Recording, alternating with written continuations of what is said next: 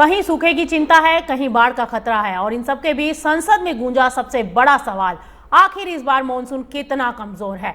क्या देश वाकई 35% बारिश की कमी से जूझ रहा है या तस्वीर कुछ और है।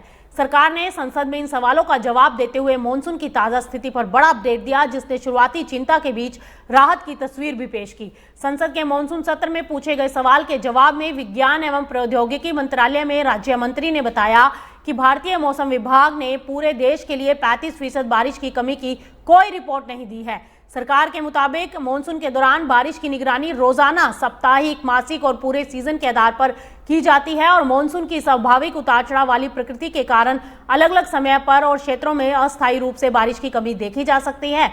आंकड़ों के अनुसार 30 जून 2026 तक पूरे देश में दक्षिण पश्चिम मॉनसून की संचयी बारिश लॉन्ग पीरियड एवरेज यानी कि एलपीए से 40% कम थी, लेकिन इसके बाद बारिश की गतिविधियां तेज हो गई और 14 जुलाई 2026 तक ये कमी घटकर 21% रह गई।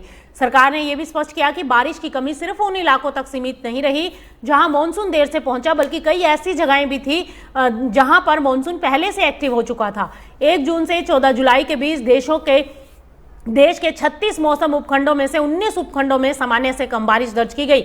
मध्य भारत की स्थिति में सबसे बड़ा सुधार देखने को मिला। जून के अंत तक इस क्षेत्र में बारिश 50% कम रही, लेकिन 30 जून से 8 जुलाई के बीच हुई अच्छी बारिश के कारण स्थिति तेजी से सुधरी।